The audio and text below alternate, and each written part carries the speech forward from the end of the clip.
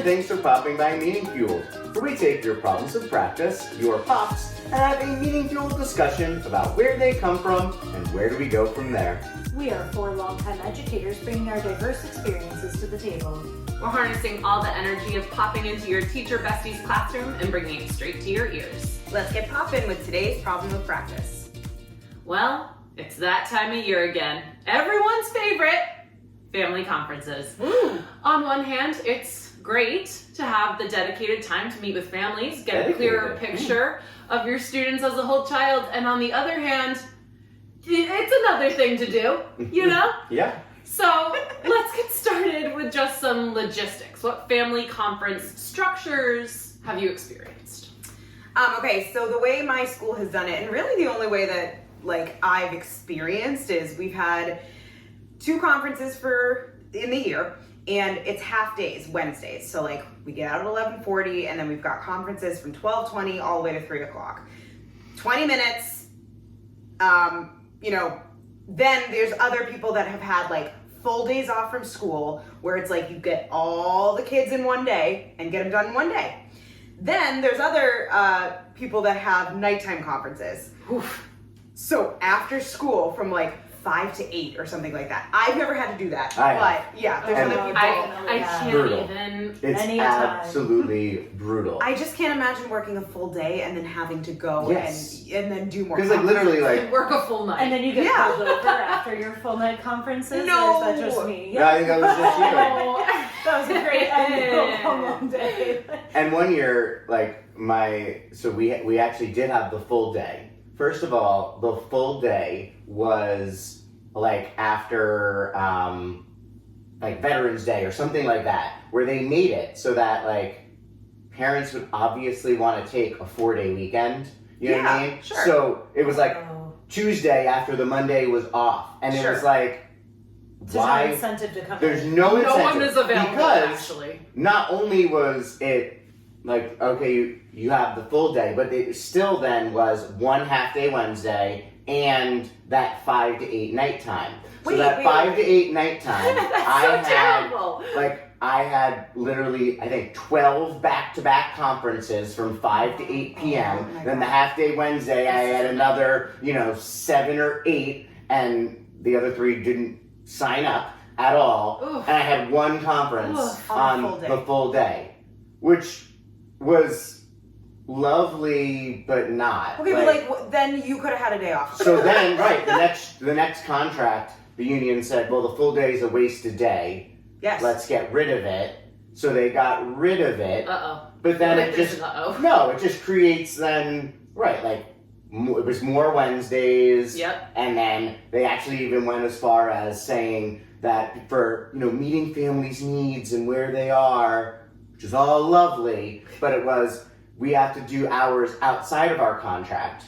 Meaning, you have to meet someone at 7 a.m. You have to offer, I think we had to offer 3 hours of time. I'm looking at Aaron because it was the same district. 3 hours of time outside of the Wednesdays and the night. Wow. And those are all outside of the contract. That was in the contract. It was in the contract that you had to offer time outside of the contract. Talk about a bad union. People are always unions, they make it so teachers don't do anything. Man, our union just they made you work. They just took this and were this is a great contract, everybody. The fact that they let that in still boggles my mind to this day. So I don't think I ever realized that, again, I've been at the same school. I don't think I realized that other districts did a mix of things. I thought if you have Wednesday half days, that's your plan. If you have 1 full day, that's what it is. If you have nighttime conferences, okay. See, It's a match. It's a match. So great. And what comes with that is the they would be well, we have to meet parents where they are. We have to be equitable to parents. Yeah. It was all about parents work, and that's why we have to have the nighttime one. Because parents work. And I'm yeah, but what about parents that work the night shift? I was going to say, that became our issue, is that the nighttime ones were, yes, always full, but they weren't, to be very frank, they weren't full by the families you thought that were going to come at the nighttime conference. Because we had people who worked long shifts, they worked graveyards, they started at 5. Conferences were offered at 5. So I still had families that would come, they'd be like, okay, before I go to my shift. So then I ended up having random conferences at like, because it's outside of contract hours, right? At like 4 that day. Then it was like you had like an hour and a half off, and then it was like come back at 5:30. But again, it didn't market to the people that actually, like the reason they did it was for those people who work all day, and those are not the people who showed up. And then I love the idea of we could, during COVID, of course, we could do them all virtually. Yes. Oh, And then, yes. which met people where they were, and Right. Yeah. for people who had to like travel or didn't live, as or could take it from work, But then they started to like roll that back after Like, it COVID. has to be in has to be in person. You have to offer in person, Yeah. and you're like, Which then I had to juggle like Yes. you're in person, or you're in person with a conference. Then you're like, I The need next to get one's out on because the next Zoom, one's on right. Zoom. Yes. And they're then in the like waiting the room. knock is on the door, but you can't hear that on the computer. But someone's actually here. I gotta go. Like, My school does it now. We have 2 virtual days, and so if we have 3 March Wednesdays, we've got 2 virtual days, and then the 3rd day is in-person day. But if you want to have it online, you can. That day. So it's But not like really the virtual days, you cannot have in person at all. But if you want a virtual one on an in-person day, that's okay. And I'm sure we'll get into this, but I like, just- depending on the structure and like what you're like trying to show or whatever, like there are some things I think you lose in the virtual. I agree. Yeah. But you have families that again work. Can't That's the leave only work. way you're going to see them. Right. Yes, So- exactly. Or live far away if Yeah. you have. Yeah, exactly. You know, the other thing we didn't really touch on too is like, and I'm going to say it, about the nighttime conferences. Doctors' offices close around 4 o'clock, Mhm. maybe. So if you need to have a doctor's appointment, you need to have that doctor's appointment in the middle of the day. Yes. And it's And important you need to because, figure it out. because it's a doctor and you're like, my health is important. Correct. I'm prioritizing my health. Yeah. And so and I'm also going the to, doctor's not like pick a random time. They're like, this is the time you get. well, these are the appointments that are available. Right. Right. So we can relate that to our jobs. Sure. Our jobs are done around 4 o'clock. Yep.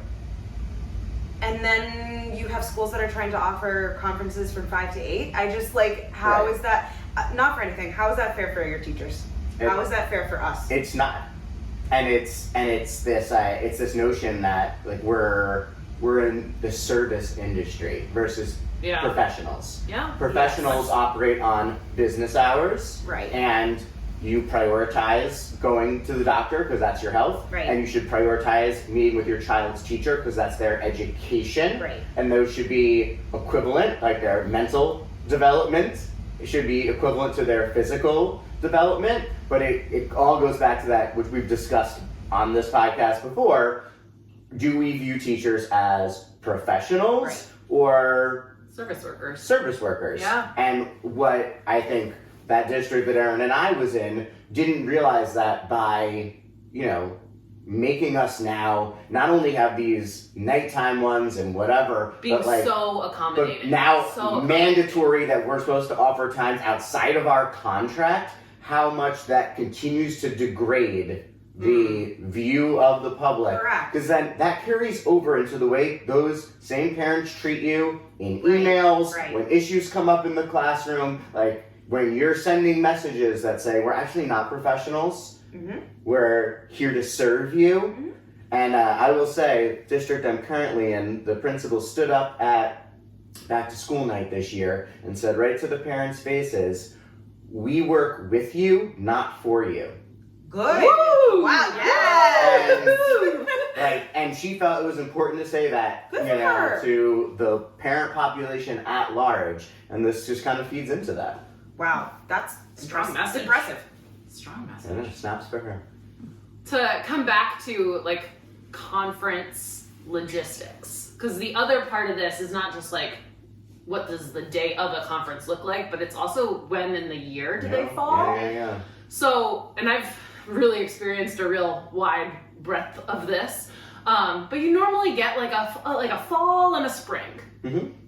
in a lot of places, not everywhere I know, but my struggle always was we had the half day Wednesdays and they would start mid-October, right after like the first 6 weeks of school were up. Where you barely know the kids. I was gonna say. You walk into those first conferences and you're, You're like, hi, Yes, your child. They're wonderful. Remind me? No. But then, like, you also have those half-day Wednesdays, and to get to, 24 kids in your class, you're meeting for like 5 weeks in a row.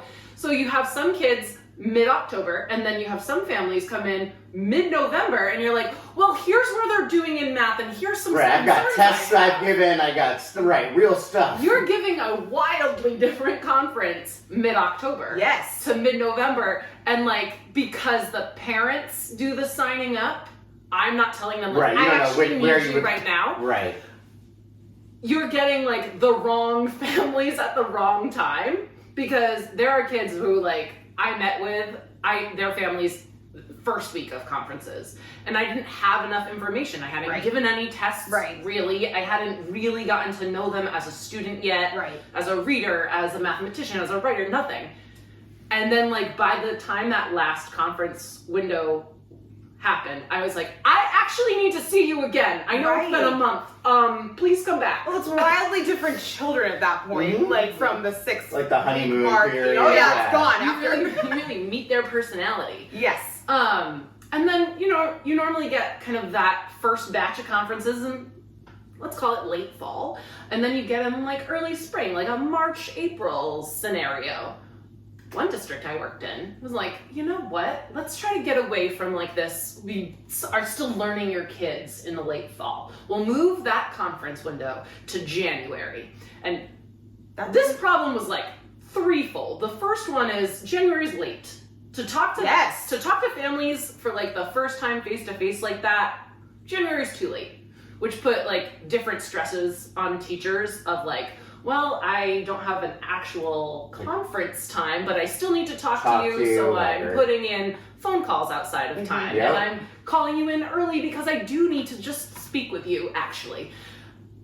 Second part was January, also when the first report card came out. I cannot imagine. But I feel like I had this once, and it must have been like some kind of weird year, and like it was kind of like, well, the report here, like I didn't have to prep really for the conference because I had just done report cards, and we basically just like talked about it and was like, okay, do you have questions, or like this was the one concerning score. So in some ways, I know, yes, there are people who are like, oh my god, we're going to have to prepare for conferences and report. I'm like, but it's kind of the same prep. So, and you can kind of explain away things or talk about why they were low and, works well with others. Like, so, I don't know. I don't think that's the worst necessarily. What? To have them aligned. What we saw was that it just became about the report card. And it didn't get into enough of the other stuff. Like, if a kid was having, like, real, like, social things and academic things, and the family wanted to talk about the scores on the report card, you didn't have enough time, because that's also a logistical nightmare, is you get 15, 20 minutes to talk to all of the families, regardless of your concerns or non-concerns for that kid. Yes. There just wasn't enough time to get through everything, because we were trying to fit in like 4, almost 5 months of school into that first conference in January. That seems so late for a conference. But that pushed the spring window into like post-April vacation into May. Yeah. And that which was the end of the year. Nobody And it cares. was like, well, you know what? We have a month left, and your kid is your kid. Yeah. See ya.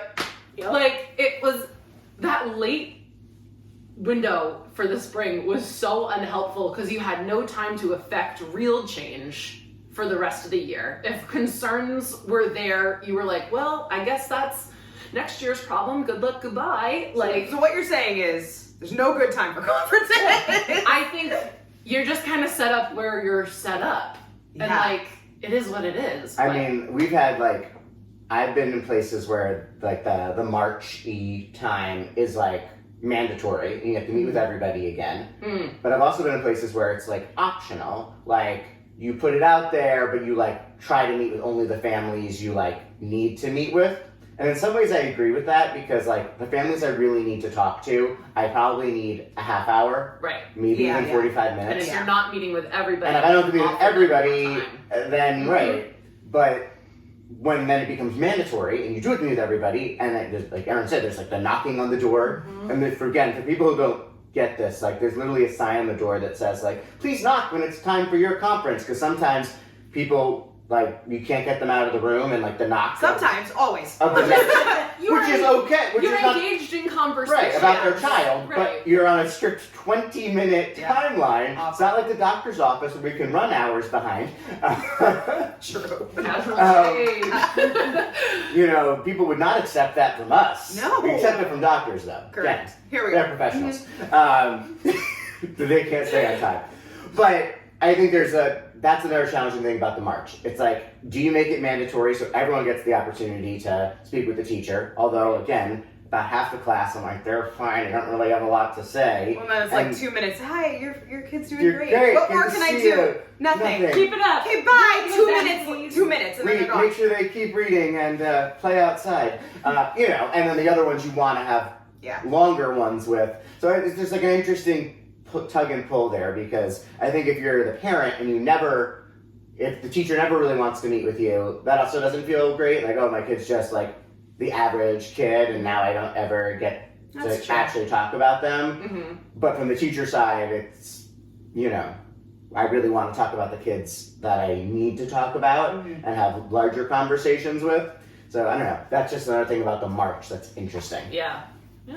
So again, I've been through all the scenarios, but the current place that I'm at actually did, when we started, everybody had to have like the Wednesdays, and it was like virtual. They were all virtual.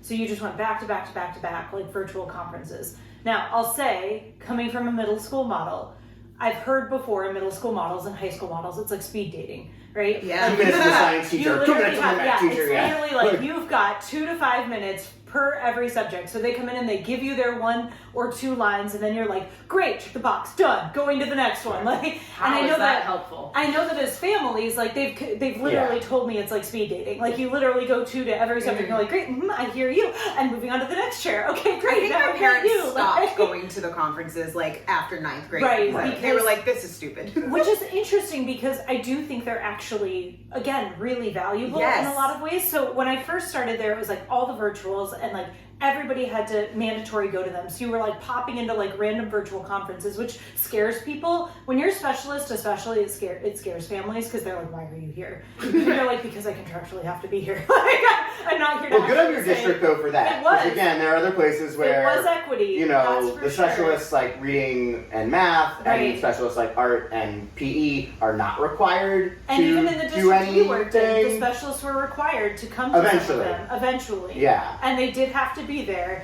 But the interesting part is it kind of, so I felt bad because on a different level, I was like, I'm still new here. And then I was like, did conferences just dissolve? What happened to them? Like all of a Oh, sudden, the you're calendar right. came out and they like weren't there. And I was like, are we just, Oh. are they not like, Cancelled. Are they not happening? Oh, done. Like, Bold wow, move, lucky teacher. bold move, But district, bold move. But the interesting part is it actually became like a rolling system. So now it's literally like, yes, there is the subtle, like somewhere message of like, yes, you need to be conferencing and meeting with families, but it's happening organically when you need it to be. So it kind of negates the problem of like, I need to have an actual in-person bigger meeting with that family. That's going to take like 45 minutes, whatever. And then it comes into like, actually those families, like it could just be email touch base. It could be like a short 5 or 10 minute phone call. Like it does give room, and it happens during the year when you need it to. Do you know what I mean? So like that's the kid I needed to meet with in January. This is the kid I needed to meet with in October. Now the difference is accountability, because there's not Right. necessarily like a checkbox going through being Right. like, your teacher definitely met with you. You definitely Yeah. touched I think base if you with have, them. like- I was gonna say, do you have teachers, and you don't have to put anybody on blast here, but do you have people who like then just don't meet with families ever? We don't, but the interesting part is that, again, when it was like the speed dating, like the whole team comes, they kind of elected like one representative. So like they split up the kids, and it was like, you're their core, like you're their homeroom teacher. So like you're the teacher that gets the family contact for that kid. Huh. Do you know what I mean? Because they're going to 4 different subjects all day. So they kind of tried to put like a lead person in. And then that would be like where, if the issues came up, but now it's more organic. Now it's more like, math teacher they has a had an problem, issue in right, science. yeah. That science Yeah. teacher is meeting with that family. Well, and if my kid They is had an having issue in this, having trouble right. in like language arts. I don't want to meet with the The science math teacher, right? What does that do? So it actually kind of negated some of those Yeah. problems. The hard part I hear is the accountability. Right. I mean, if you're an administrator in your building, how do you know that like, how you're do you communicating with make, you know, families? I think, again, professional respect. Yes. Like that, like Right. teachers are going to Yeah. do what's right, and they're going to meet with the people they need to meet with. And I think in this system, And though, families who want to meet will reach out. and yes, deal but with I them, do think you need some kind of safeguard for those Yeah. average, Mhm. nice kids who Yeah. are in the middle that at least, you know, they're not being some- forgotten about. some attempt is made to allow those families to have more than just an email. Yeah. Would be my Totally. only, Yeah. you know. And to give credit to our staff, majority are actually meeting with families. Good for them. Good, Good good. for On a them. pretty Well, and I think this Like- really makes sense in like a middle school model, but Right. we have a friend whose children,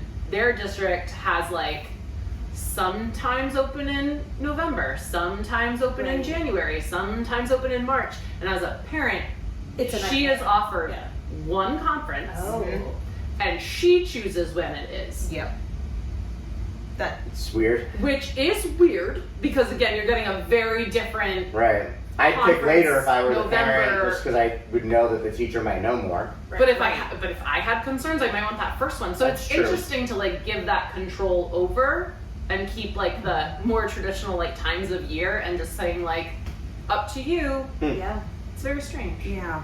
But I mean, I think the point here is that there are so many different structures that different districts have to use and contend with, and competing priorities of family wants and needs and teacher contracts wants and needs, and you know, we don't really have a say over it as teachers. We kind of get what we get in the districts we're in. Don't get upset.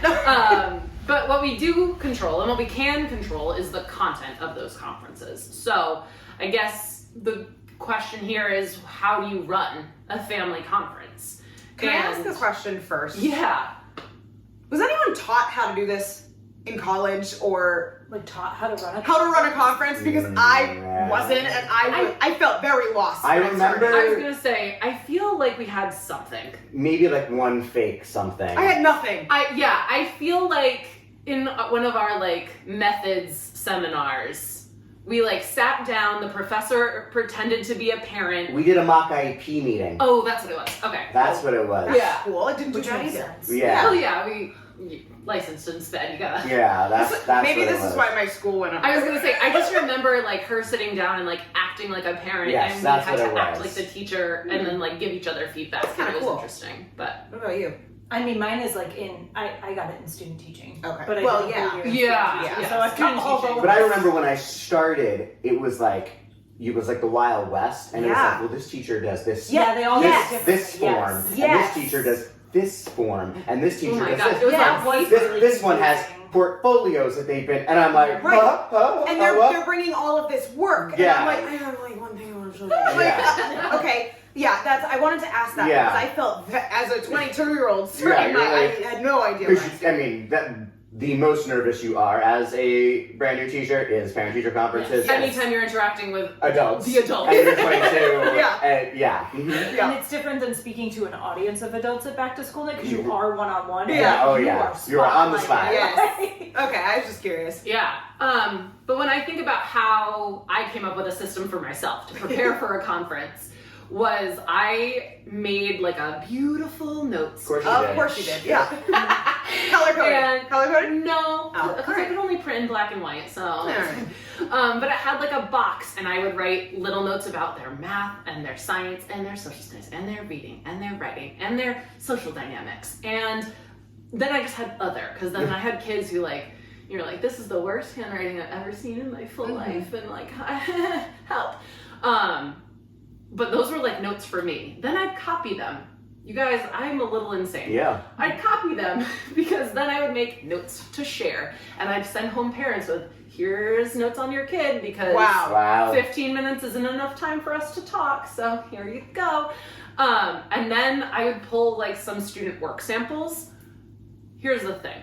It's all a I lot. always had a crate next to me during conferences that I would be like, and here's all the student work. And let me tell you, I went to that crate maybe twice. Yeah. Like There's not in time 10 for years. it. Yeah. I didn't have time for it, and I had like all these notes, and if parents like asked for something, I could be like, let me. Yeah. Right. But like, that was a waste of time, and I ended up not doing that. Right. Mm-hmm. I can see how that's different if you teach maybe a younger grade where like the kids like OT development is something that is going to be concentrated more on. Well, like, showing the work kindergarten. takes 2 seconds. Yeah. Right. Yes. But like, Showing like a full story in like 3rd grade Rough. or 5th grade, No, you can't rough. really do Or it. on like a Chromebook now. Yeah. Like something like Yeah. that. Yeah. and then after my first few years where I was getting more comfortable talking to families, I started thinking that like I'm talking so much, and like I need to figure something else out. So I then began starting with the conference of like, what do you want to talk about? Mhm. So whatever caregiver came for that child, like what are your concerns, or what do you want to know more about? Because It was usually something wild. Mm-hmm. And not something And- anticipated. well, And- sometimes and I- it was interesting because people would ask about like social dynamics first, and you'd be like, oh, okay, let's actually get into that. But like, it just gave me a place to start from. I knew where their concerns were or where they wanted to focus, and it helped me better negotiate the time I had. So that is my biggest piece of advice: is like, start with that, lead with the family voice, so they get what they want out of the conference, because you have to be there regardless. Mhm. Might as well like Mhm. focus the conversation on what they need to know, unless you have something glaring that you really need to share. Yeah. You do much better at that than I do. I'm like blah blah blah blah blah, and what else? Like Mhm. like I get nervous talking in front of families, but like I try to do the positives first. I try to like Yeah. give them, I love your kid, like this is what they're doing really well. I try to go through like the academics and like how they're doing in each subject, and then social behavioral. I kind of like go more into that nowadays, the social behavioral piece of it, because again, in my district, they're very much focused on math and reading and science and how are they doing academically. And a lot of my conferences is like, academically, your kid's doing fine. Right. We need to talk about your child socially and behaviorally. Literally because, not being able to share a pencil. correct. Right. Or, share in work, or just like be a partner, things like that. And then the other thing that I really do appreciate for my district is that it is only adults. It's not the children. The virtual conferences has made this a little bit difficult. Oh, like you're in the background Yeah, they're listening. definitely- So Yeah. again, in the fall, I had a child that came to say hi on the camera, which was very sweet. I was like, okay, so I have to talk to dad now. So go find us. Like, I was literally like, go, thank you, leave, basically. And she just goes and sits on the bed right behind him. I was like, okay, and I can't really now tell you to leave, so I'm gonna whisper. I don't know. Right, And I I had concerns for her. Like I needed to actually like talk about. Dad, you have things. headphones? Yeah, then you're like, oh, what do I do? But I do appreciate that it is just the adults, especially 2nd grade. It's like, they still look at you like you're a queen or a god or something, and like, I don't want them to think differently and whatever. So I do appreciate that for my district. Totally fair. I have the opposite point of view, but I also well, I've also been in like upper middle school, like upper elementary, middle school. So I think it it's is different. Yes. So my student teaching, I was really fortunate because I got to do an entire year. So we actually did, the fall conference was like more family oriented because it was so early, like it was like early October, so it was like getting to know it. But then honestly, the spring, it was student-led conferences. So the students had to make their portfolio, the students had to have, and it was like your note sheet. So I'll be clear, like this was only my student teaching year, and then the district I was in, they did it in the middle school level, not like the upper elementary. But it was really nice because like we had to write conference comments, like per that union, Sure had did. to write conference comments. Which were So basically another report card. I which was already great. had a report card in a paragraph that was like the notes that you did. But the nice part is the kids had a sheet just like you had. So they had to fill in for like every subject area, and then they had to talk. So like they started with their SEL. Like it really was like they had a structure that they gave kids to be like, here's how you're gonna go through your conference and your presentation to your family. Like you're gonna start with how you're feeling at school. Like how you feel like you belong, where you feel like you're at, and then we helped them do concrete small examples. Like, you're going to choose this math problem, you're going to choose this piece of work from this, you're going to choose this part. And then at the end, they had to talk about tangible goals that they wanted to reach by the end of the year, and then tangible goals that like they had for themselves in their future. See, and I think that's really awesome. cool. I think that's And really cool. It was nice. The kid presented, obviously, like, even as a student teacher, like, I was allowed to interject, because like sometimes kids have really low self-esteem. Kids weren't great at like talking about I themselves. was gonna so say, there this was is gonna some be of it my that, question. like, Like, how accurate did you feel like the kids honestly, reported? the kids were more accurate than you'd think, because they really owned a lot I more can't than do you this thought. math. Like, or they were like, I can't do this, but here's my work sample, and it didn't match their words, and that opened up the door to be like, actually, if you look at your work, like, it doesn't match what you're saying about yourself, Okay. and actually that might be the problem, like, Right. which opened up a huge conversation. So I have to say, the conversations were super rich. It was really valuable. To be fair, there were very few, like, I know that the thing comes up about like, but we need to have the adult time. There's like some really severe concerns. There were a few cases where there were like separate, Just have a separate meeting. adult Yeah, meetings exactly. about it. But to be honest, it negated a lot of those because kids owned it. Yeah. They were like, I'm Right. feeling bad, or I have this, and you were like, oh God, cool. So there were like tears in some of them. I was like, it was a really But I meaningful, kind of nice love thing. having it feel more like a team. Yes. Like, by having the kid like stating their thinking like that, like, right. you're really building like the school, your family, you. And a you few are of them, like the you're a guidance club. counselor came to some of them, or there'd be like the special educator, there'd be somebody else. And that was when the kid had a tough time. You'd be like, see the adults at this table, Yeah. like, we are here to help you. Right. So it was a really meaningful thing. Now again, there's still like families that didn't show up, so some kids had to present to like principals or We already to other talked people. about that. That piece was really hard. We had Equity-wise, $1 for every time we were ghosted. Oh, but now it's like the kids being ghosted. Yeah, It was not that's just terrible. That you being hurts my ghosted heart as a a little bit. teacher, it was also the kid being ghosted. So equity-wise, there's still some concerns with the model. It's not a perfect thing, but there were more family turnouts than, there was less ghosting than because just of the this. teacher. I could see that. Erin, can I ask you a opinion question? Yeah. These are all opinion questions. What age, grade, do you think you would want to start this? Like, perfect world. Honest to God, like, I think a 4th or 5th grade level Okay, yeah. could be, I mean, I think you'd have to end of the year 4th grade, because Yeah. maturity-wise, I think there's some of it. But honestly, 5th, I did these in 5th, and it was excellent. The other district I worked in started at 6th grade with student-led, and that was also And kind of a I would sweet tend spot. to agree, because what I ended up doing, because we couldn't do student led, but I wanted more student voice, was I ended up doing like surveys, like Google okay. Forms, and it would be like, the subject I feel most confident I've done that in before. is Yeah. this. Yeah. The subject I, need the most help with is, this. I feel like I have friends in the class, and like, Yeah. I've they done would that. rate themselves. Yeah. And at a 3rd grade level, where I did this, a part of the discussion was about, were they accurate? Yeah. Yes. And if they, said, "Oh, I feel the most confident in math," and they were bombing math, Yeah. then we would talk about, okay, so part of the problem that we're having here is What's this the disconnect? disconnect. Yeah. Or, like you said, they're actually performing fine in math, and they're saying they don't feel confident in that. But then you would say to the parents, but actually, look, like, maybe on word problems, every time they're getting those wrong, so their overall scores are fine, but like, this is where that's coming from. So it gave you like lots of opportunity to like talk about the kid as, a lot of times they were accurate, and the times they weren't, it actually let you talk about some of those social, emotional issues that the kid was having, but it was sort of coming from the kid's own inaccuracy of reporting that kind of opened the door to that conversation and helped the parents see, like, you see the problem we're having? Yeah.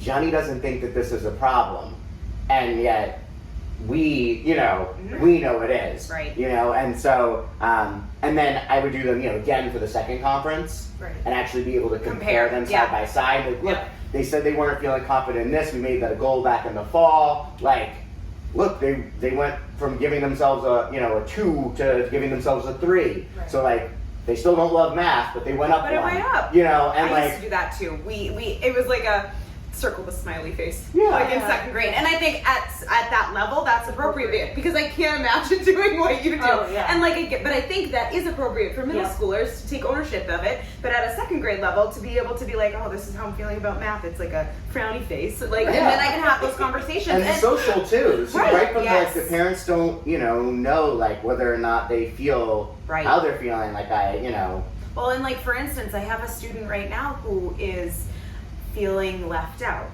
and the parents emailed me about it.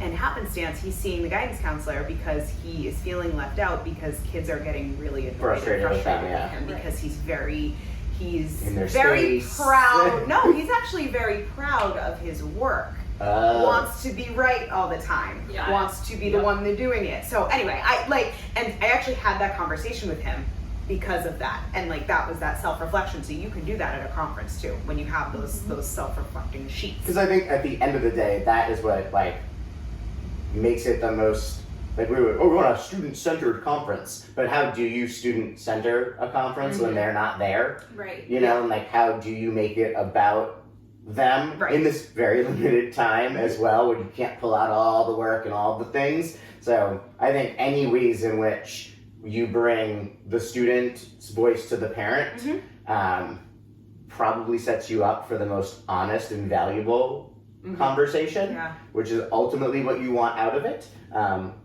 if they show up. That's A different problem. A different pop for another day. Yes. Well, if you have conferences coming up, good luck. There's not a best way to do it. Find a good way to do it. That was a great ending, That's Sarah. it. Yes. Works well. All right, well, thank you for popping by Meaningfield today. Remember, we're here for you anytime. Our door is always open. You can visit our website at getmeaningfield.com for ideas and inspiration to bring to your classroom. Follow us at Get Meaningfield on Instagram, TikTok, Blue Skies, and Threads, and just Meaningfield on Facebook. We also have a line of Meaningfield products available for you on Teachers Pay Teachers to bring more meaning to your students. And remember, you can share your own thoughts on this week's pop by commenting on our posts this week or on YouTube. We'd love to hear how conferences work for you. And remember to send us your own pops for us to discuss with a DM or at getmeaningfield@gmail.com.